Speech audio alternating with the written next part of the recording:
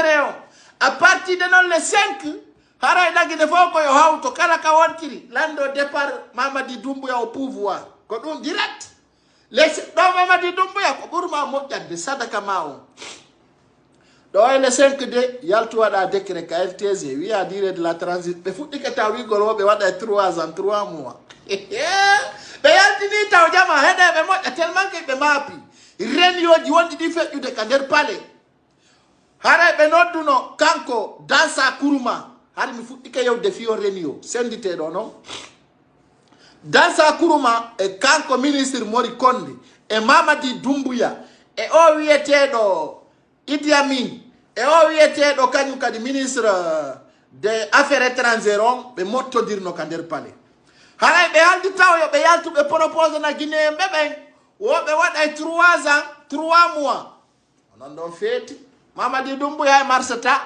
ko fenande a watta do 3 ans ko dum woni 300 semaines mi anda combien de jours o kanko ko dum o fala wadugol marsata de menen transition mo 3 ans ala mukko abadalla di marsata ko penade hare Mamadi Doumbouya holli o joni o inetedo dansa kuruma ko yo yaltu be na dire de la transition on wonay 3 ans 3 mois Mamadi kombo jabanta madu awadi taw 7 mois ay fu sa buzina sina penale arawia me awada do 3 ans 3 mois andi ari wi ko 5 ans o fala wonde oh jodo tay dun do marsali oy be arde kadi be na be fala won gol 3 ans 3 mois abbe dara se biya la jangiti do ay copio awa ko dum be fala yaltingol a don feti hakko de Allah il a donc copié je l'avais ici avec moi voilà bien entendu j'avais la copie avec moi et Mamadi Doumbouya voilà ko 3 ans et no modogo fala wadde 3 ans 3 mois bede ino copie on do coordonnées jini fo no der don s'il vous plaît je l'avais avec moi je l'avais capturé quand même on m'avait envoyé ça Mamadi Doumbouya girde akudi Allah ma piqué fori ma piqué de peut-être ko téléphone mo mi woni wadde do woni haray ko be propose konka der palais réunion dirigeance mabbe on kanko Mamadi Doumbouya Mori Konde ministre des affaires étrangères et kanko wobbe ina Lansana Kouyaté ari on der ton quand même ko dun don taw e o yete do dansa kuruma no holli kanko wawata yaltude o yewtande yewtere don kono e der mudum o réunion dirigeance mo moni on halande feccido ka der palais haray be jodike be décidi dum don wobe fala yaltugol be yado d'ici le 25 joni be fala wadugol transition on 3 ans 3 mois e deron 3 ans 3 mois don non ko be anduta way be proposal marsata menen transition wado won lagine ko 18 mois ko dum men okuno 18 mois si 18 mois on timmata déjà menen ara men landike yo Mamadi Doumbouya furka déjà menen Guinée be men fudikende yo furka mi anda non be arbe tay ko inditibe ko Guinée nous les Guinéens on demande le départ de Mamadi Doumbouya dans ce sens dans sa kuruma et il était donc Mori Konde et kanko Mamadi Doumbouya et Idi Amin ministre de la défense et Koulibaly chef d'état de major de l'armée donc haray kambe do be jodike be propose 3 mois et 3 ans 3 mois 3 ans 3 mois haray ko dun be fa la propose gon hara 8 mois on wana na be année blanche marsata on wadata dun do parce que les militaires en Afrique ça wadi 6 mois on a wolali ko labi tay mais yali ma dans les voies d'organiser les élections si da fa la wata propose ay fous marsata do Mamadi Doumbouya de calendrier mo déjà tawata wadi 7 mois no lutama comment on appelle 13 mois ça jabi dun don adi calendrier on wadon première élection deuxième élection et troisième élection présidentielle c'est clair si do wopi jango mi yaray mi détail na jama on fop détail jidin tawata ko desutu do wadgol kon non fo marsata ko penale wawata wonude parce que ande sa sikki awada do 3 ans 3 mois ko fenande nani baza ko wala damen ko fo a fenay kala ko aluda ko fenande aluda déjà on n'a pas confiance en toi tu le sais bien déjà et tu peux pas venir dire dans sa courma de venir dire aux Guinéens donc là les CNT ont voté pour 3 ans 3 mois arabe duiti 5 ans on don feti de c'est un dit qui mianda ko fal donc 2 ans nous sommes d'accord 18 mois nous sommes d'accord mais qu'a fait idongo andité on bouge tade vous n'avez pas le choix vous pouvez pas vous échapper donc ça soit clair pour vous ça soit sincère pour vous ça soit digne si c'est quelque chose qui est sincère Guinée bébé yo famu dun non déjà ko do wadi à partir de 5 il y aura une foule de manifestations à côté de Conakry kono ender la Guinée kadi yo jama o famu kala inu do wada do mouvement hara selu dalentawaka ko fenade wonata ça je le dis et je le répète ala waw do wadu gol mouvement si tawi do selu dalen tawaka ender mu si afala ta memmi marsata mais andaron sino enani ala mouvement existo ender la Guinée dimbo Mamadi Doumbouya ara selu dalen tawaka kon anton do yeb DG konto fo ko birdi le seul unique c'est selu dalen Odomé non n'avait pas confiance à ce maudit qui s'appelle Ousmane Gawal. C'est pas un homme de confiance. Et plusieurs aujourd'hui qui parlent, Zinsel, Kanko Ablaïba, on a mis le holimo à 100%. L'autre bébé faut que birdi. Woba. Unique, que c'est l'oudali. Si fait qu'il donc, homme de confiance en Guinée, que Ablaïba. L'autre bébé fop son fala ondara be wa oya wa Ousmane Gawal. C'est pas des hommes de parole. C'est pas des hommes de parole.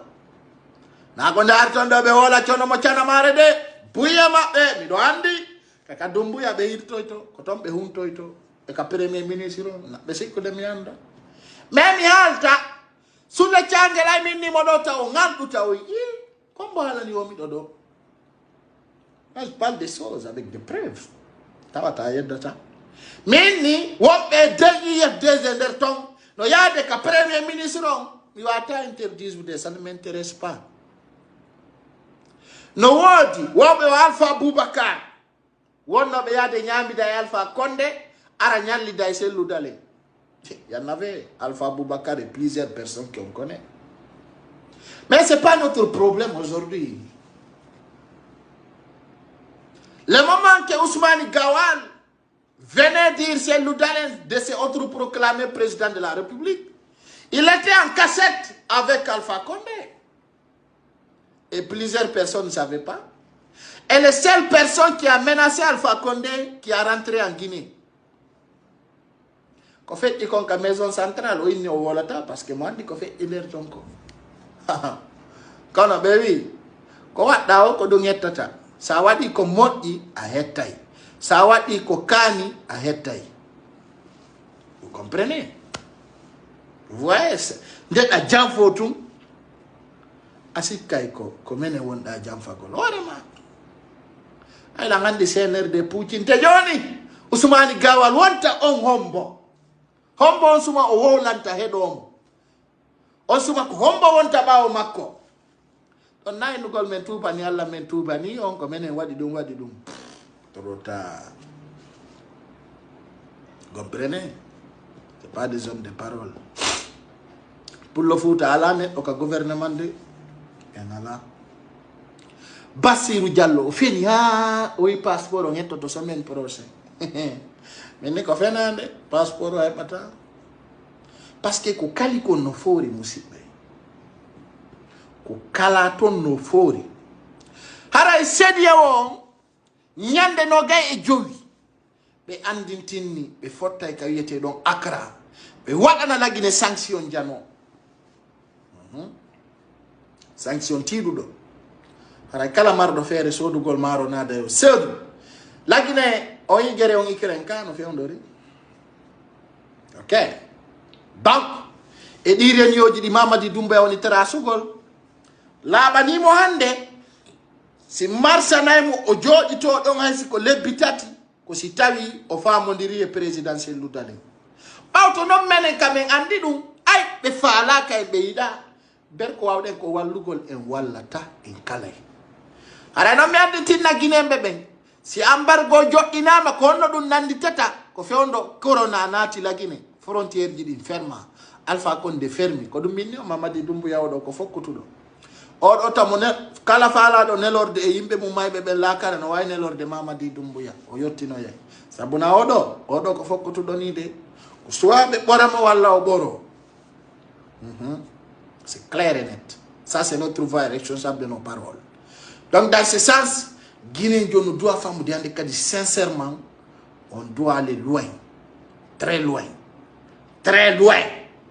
pour le combat donc à partir de maintenant préparez-vous soyez déterminés soyez massivement jonan e oren yo maɓɓe fokkintinni ɗo moɓe waɗi hanki à partir de 0h30 ka nder palais Mohamed 5 ka sal maɓɓe VIP fi ndarugol ko honno ɓe proposiranta guinéenɓe ɓen fi waɗugol 3 mois 3 ans 3 mois so e Mamadi Doumbouya no insistude e fi waɗugol o assise makko national o sikkuno ɗo resisa ɓe basora e ɗin campagne ji si ɗon wattani la Mamadi Doumbouya a fait perdre le temps en nommant des ministres et directeurs qui ne nous intéressent pas.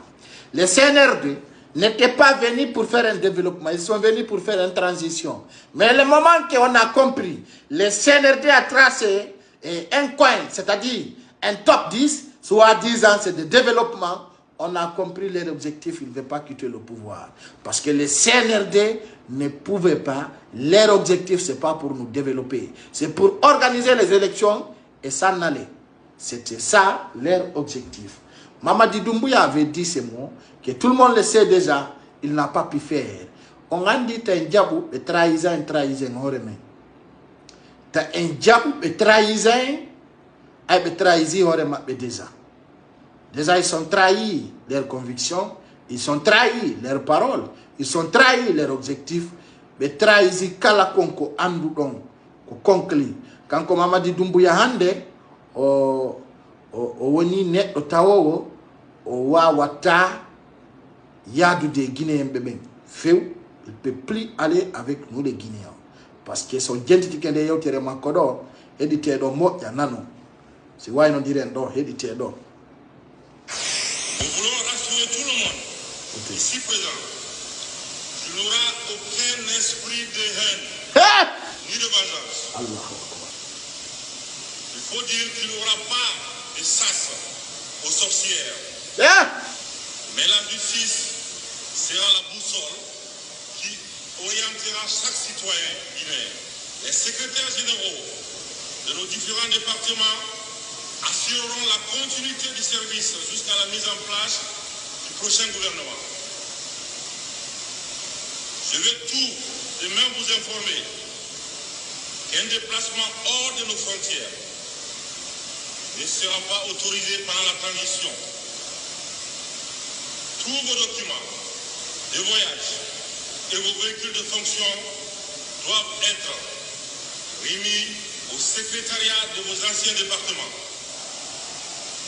Le comité entend rassurer les partenaires économiques et financiers de la poursuite normale des activités dans le pays.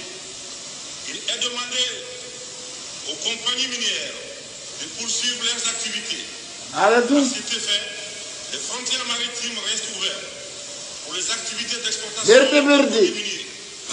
Le couvre-feu dans les zones minières élevées pour assurer la continuité de la production. Le comité assure les partenaires qu'il respectera toutes ses obligations liées aux conventions minières et rappelle son engagement à favoriser les investissements étrangers dans le pays. Que Dieu bénisse la Guinée. Je vous remercie.